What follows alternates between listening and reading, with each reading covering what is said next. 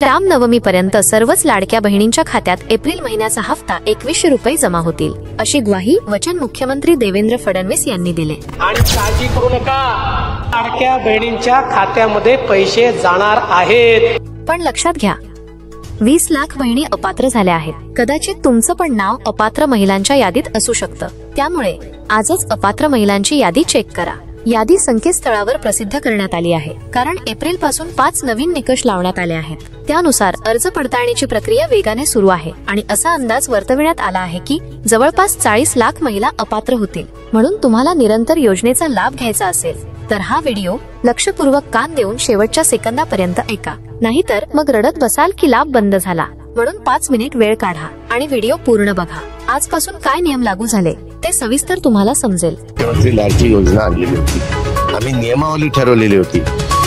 चुकीच्या गोष्टी थोड्या बहुत घडतात, पण त्या लक्षात आल्यानंतर दुरुस्त पण करायच्या असतात, ती आमची मानसिकता आहे। वेगवेगळ्या प्रकारच्या ज्या गोष्टी आम्ही ठरवलेल्या होत्या, मग एका घरामध्ये साधारण किती द्यायचं, त्यांचं उत्पन्न किती असलं पाहिजे वगैरे वगैरे, या सगळ्याचे नियम हे धरले। लाडक्या बहिणींना पैसे जमा होण्याचे मेसेज सुद्धा आलेले आहेत, परंतु या ठिकाणी सरकारनं एक अतिशय महत्त्वाची अट ठेवलेली आहे। ज्या महिला ही हा एक निकष पूर्ण करतील, फक्त त्याच महिलांना आता 10वा हप्ता आणि पुढचे हप्ते मिळणार आहेत। म्हणजेच एप्रिलचा हप्ता मिळण्यासाठी महिलांना ही एक अट मात्र पूर्ण करावी लागेल। ज्या महिला या निकषात बसतील, फक्त त्याच महिलांना एप्रिलचा हप्ता 2100 रुपये मिळणार आहेत। आता ही अट नक्की कोणती आहे? कोणत्या 12 जिल्ह्यातील महिलांच्या खात्यात आज 2100 रुपये जमा झाले, आपण लक्षात घेऊ। व्हिडिओ शेवटपर्यंत पहा। बघा, एप्रिलचा हप्ता मिळण्यामध्ये फार मोठी अडचण महिलांना येत आहे, कारण अर्जांची कसून पडताळणी सुरू आहे। त्यामुळे पैसे वाटपाची प्रक्रिया संथ गतीने सुरू आहे। सरकारने मोठा निर्णय घेतलाय की आजपासून एप्रिलचा 10वा हप्ता 2100 रुपये लाडकी बहीण योजनेचे पैसे महिलांच्या खात्यावर जमा करणार आहोत। याचा अर्थ असा होतो की हा हप्ता आजपासून 6 एप्रिल पर्यंत, रामनवमी पर्यंत महिलांच्या खात्यात जमा केला जाईल। साधारणतः 3-4 दिवसांमध्ये सर्व लाडक्या बहिणींच्या खात्यामध्ये पैसे जमा केले जातील, असं स्वतः मुख्यमंत्री देवेंद्र फडणवीस यांनी स्पष्ट केलं आहे। जवळपास 7000 कोटींचा निधी महिलांच्या खात्यात जमा होतोय, परंतु हे पैसे जमा होत असताना एक महत्त्वाची अट मात्र शासनाने ठेवलेली आहे। ज्या महिला या निकषात बसतील त्यांनाच पैसे मिळणार आहेत। आतापर्यंत आपण पाहिलं, जुलै पासून मार्च पर्यंत असे 9 महिन्यांचे 13,500 रुपये सरकारने तुमच्या खात्यात जमा केले होते आणि त्यासाठी पूर्वीचेच म्हणजे जुने निकष सरकारने लावले होते। परंतु आता मात्र एक नवीन अट, एक नवीन निकष घालण्यात आलेला आहे आणि या निकषानुसार आज 12 जिल्ह्यातील महिलांच्या खात्यात 10वा हप्ता 2100 रुपये जमा व्हायला सुरुवात झाली आहे। पण आता हा निकष कोणता आहे ते तुम्हाला मी समजावून सांगतो।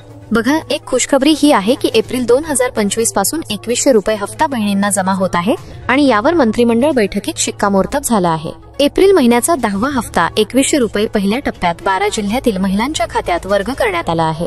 हे 12 जिल्हे कोणते आहेत पुढे सांगणार आहेच, पण बघा, आज महत्त्वाची बैठक आहे आणि या बैठकीमध्ये हे निश्चित केलं जाणार आहे। आता लाडक्या बहिणीमुळे होतंय काय, तर आपल्या महाराष्ट्राच्या तिजोरीवरती मोठा भार पडलेला आहे आणि लाडकी बहीण योजनेचा फटका सरकारी कर्मचाऱ्यांच्या पगारालाही बसतोय।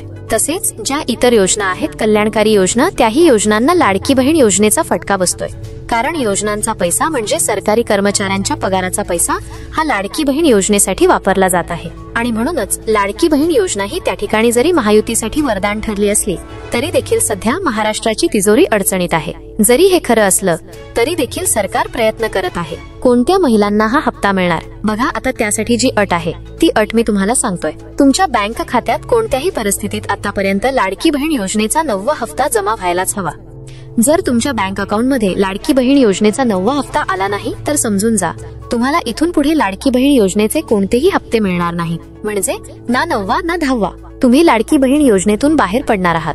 तुम्ही लाडकी बहीण योजनेसाठी अपात्र ठरणार आहात। अनेक बहिणी आम्हाला प्रश्न विचारत आहेत की आम्हाला सगळे पैसे आलेच नाही, आम्हाला पाठीमागचे पैसे आलेच नाही, तर त्यांच्यासाठी आदितीताई तटकरे नक्की काय म्हणाले आहेत ते तुम्हाला समजावून सांगतो। पण लक्षात घ्या, तुम्हाला मी एक अट सांगितली की मार्चचे तुम्हाला पैसे यायलाच हवे। अजून एक अट आहे, ही छोटीशी अट सुद्धा मी तुम्हाला सांगतोय। बघा, 31 मार्च 2025 रेशन KYC करण्याची शेवटची तारीख होती। जर तुम्ही रेशन कार्ड KYC केली नसेल तर तुमचा लाभ बंद होणार आहे, हे लक्षात ठेवा। आतापर्यंत जरी तुम्हाला आपोआप पैसे जमा झाले असतील, पण आता नवीन निकषांच्या अंतर्गत तुम्हाला काही कामं करावी लागतील, तेव्हाच तुमची योजना सुरू राहील। रेशन कार्ड KYC करणं गरजेचं आहे। आता ही KYC कशी करायची? अगदी 2 सेकंदात तुम्ही ही KYC करू शकता। बघा कसं. तुम्ही जिथे कुठे राहताय त्या ठिकाणी जिथे रेशन दुकान आहे त्या रेशन दुकानात तुम्ही जा. तुमच्या गावातल्याच रेशन दुकानात जायला पाहिजे असं काही नाही. तुम्ही नोकरीनिमित्त बाहेर राहताय, जॉबसाठी तुम्ही बाहेर राहताय, जिथे कुठे तुम्ही राहताय त्या ठिकाणच्या रेशन दुकानात आपण जायचंय आणि त्या दुकानामध्ये जाऊन त्या दुकानदाराला सांगायचं की आम्हाला रेशन KYC करायची आहे. त्या रेशन दुकानदाराकडे एक इपॉस नावाचं मशीन आहे, 4G इपॉस मशीन. त्या मशीनवर तो तुमचा अंगठा घेईल. त्यापूर्वी तुम्हाला तुमचा आधार कार्ड नंबर विचारेल. त्याला आधार कार्ड नंबर सांगा आणि त्या इपॉस मशीनवर फक्त तुमचा अंगठा द्या. बस, इतकी साधी सोपी प्रोसेस आहे. तुमच्या डोळ्यांचं थोडंसं स्कॅनिंग केलं जाईल. 10 सेकंदामध्ये रेशन कार्ड KYC पूर्ण होते. बघा, जर तुम्ही रेशन कार्ड KYC केली नाही तर तुम्हाला लाडकी बहीण योजनेचा 10वा हप्ता आणि पुढचे हप्ते अजिबात मिळणार नाहीत.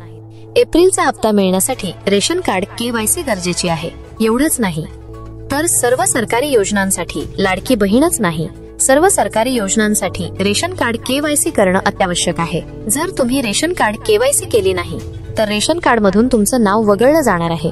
आणि तुम्हाला तर माहिती आहे की एकदा नाव वगळलं गेलं की नव्यानं नवीन नाव ऍड करण्यासाठी किती हेलपाटे मारावे लागतात, किती पैसे खर्च होतात, किती वेळ आपला जातो. तेव्हा रेशन कार्डची KYC करा. जोपर्यंत तुम्ही ही प्रक्रिया करणार नाही तोपर्यंत तुमच्या खात्यात डबल हप्ता जमा होणार नाही. ज्यांची रेशन कार्ड KYC पूर्ण होती अशा महिलांच्या खात्यात 12 जिल्ह्यात पहिल्या टप्प्यात पैसे आज जमा झालेले आहेत. तुमच्या खात्यात 2100 रुपये जमा झाले की नाही कमेंट मध्ये सांगा. आता ज्या महिलांना प्रश्न आहे की आम्हाला सर्व पैसे आलेच नाही, तर बघा, त्यांच्यासाठी आदितीताई तटकरे, महिला व बालकल्याण मंत्री यांनी अतिशय स्पष्टपणे सांगितले की ज्यांनी जुलै आणि ऑगस्ट महिन्यामध्ये पात्र अर्ज दाखल केलेले आहेत त्यांना लाभ जुलै महिन्यापासून मिळणार आहे. ज्यांनी सप्टेंबर पासून केलेले असतील, सप्टेंबर, ऑक्टोबर, नोव्हेंबर, तर त्यांना त्या महिन्यापासून लाभ देण्यात येत आहे. मला आशा आहे की तुम्हाला आता कळलं असेल. बघा, जर तुम्ही जुलै आणि ऑगस्ट मध्ये फॉर्म भरले होते आणि तुमचे फॉर्म अप्रूव्ह झाले होते तर तुम्हाला आतापर्यंत टोटल 13,500 रुपये यायला हवेत कुठपर्यंत, मार्च पर्यंत. एप्रिलच्या हप्ता वितरणाची प्रक्रिया सुरू आहे. सर्वच लाडक्या बहिणींच्या खात्यात 10वा हप्ता जमा व्हायला आहे. पुढील 4-5 दिवसात सर्वांना पैसे मिळतील, हे अगदी क्लिअर करून घ्या. आता ज्या महिला अजूनही फॉर्म भरायच्या राहिलेल्या आहेत, ज्यांना अजूनही फॉर्म भरायचे आहेत अशा महिलांसाठी सांगतो, आता कदाचित शासन निर्णय आज घेतला जाऊ शकतो. लवकरच तुमच्यासाठी नव्यानं पोर्टल सुरू होऊ शकतं लाडकी बहीण योजनेचं. तसेच नारी शक्तीदूत ऍप सुद्धा नव्याने सुरू केलं जाऊ शकतं आणि तुम्हाला फॉर्म भरण्याची संधी दिली जाऊ शकते. आता जेव्हा हा GR निघेल, हा शासन निर्णय निघेल, आम्ही ताबडतोब तो व्हिडिओ तुमच्यासाठी नक्की बनवू. परंतु बऱ्याचशा महिलांना प्रश्न पडतो की आम्हाला ही माहिती समजत नाही, आमच्यापर्यंत पोहोचतच नाही. त्यासाठी आपण एक छोटंसं काम करायचंय. लगेच या व्हिडिओला लाईक करा आणि आपल्या YouTube चॅनलला सबस्क्राईब करून बेल आयकॉन दाबा. बघा, असं जर तुम्ही केलं तर तुम्हाला 100% आमचे सगळे व्हिडिओ मिळतील. ज्या सरकारी योजना आहेत त्या सगळ्या सरकारी योजना तुमच्यापर्यंत पोहोचतील. आता बघा, ज्या 12 जिल्ह्यांमध्ये 10व्या हप्त्याचं वाटप झालं आहे, हे 12 जिल्हे मी तुम्हाला सांगतोय, व्यवस्थित ऐका. बघा, सुरुवात आपण करत आहोत अर्थातच पुणे विभागापासून. तुम्ही पाहिलं असेल प्रत्येक वेळी पुणे विभागातले जिल्हे आघाडीवरती असतात. तर बघा, पुणे विभागामध्ये एकूण 5 जिल्हे येतात: पुणे, सातारा, सांगली, सोलापूर, कोल्हापूर. त्यापैकी 2 जिल्ह्यांची निवड करण्यात आलेली आहे, सातारा आणि सांगली. सातारा आणि सांगलीला 10व्या हप्त्याचं वाटप सुरू झालेलं आहे. दुसरा जो विभाग आहे तो आहे नाशिक विभाग. नाशिक विभागामध्ये सुद्धा 5 जिल्हे येतात: नाशिक, धुळे, नंदुरबार, जळगाव आणि अहिल्यादेवी नगर. तुम्ही कमेंट करून सांगा की तुम्ही हा व्हिडिओ कोणत्या जिल्ह्यातून पाहत आहात. तुमच्या जिल्ह्याचं नाव तुम्ही नक्की लिहा.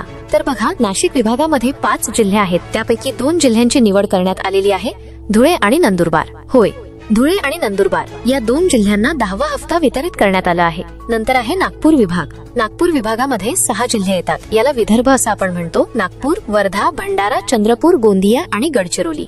बघा, आता याच्यापैकी वर्धा आणि भंडारा या 2 जिल्ह्यांमध्ये 10वा हप्ता जमा होत आहे लाडकी बहीण योजनेच्या लाभार्थी महिलांच्या बँक खात्यामध्ये. ठीक आहे, पुढचा विभाग आहे कोकण विभाग. यामध्ये 7 जिल्हे येतात: मुंबई शहर जिल्हा, मुंबई उपनगर जिल्हा, ठाणे जिल्हा, पालघर, रायगड, सिंधुदुर्ग आणि रत्नागिरी. तर या ठिकाणी बघा, मुंबई उपनगर आणि ठाणे या 2 जिल्ह्यांमध्ये त्या ठिकाणी पैसे जमा होत आहेत. नंतर आहे छत्रपती संभाजीनगर विभाग म्हणजेच औरंगाबाद विभाग. तर या ठिकाणी बघा, याला मराठवाडा असं आपण म्हणतो. मराठवाड्यात 8 जिल्हे येतात: छत्रपती संभाजीनगर, बीड, जालना, धाराशिव, लातूर, नांदेड, हिंगोली आणि परभणी. तर या 8 जिल्ह्यांपैकी बीड आणि जालना, होय, बीड आणि जालना या 2 जिल्ह्यांना 10वा हप्ता पहिल्या टप्प्यात वाटप होत आहे. असे हे 12 जिल्हे आहेत. यामध्ये 10व्या हप्त्याचे पैसे जमा झालेले आहेत.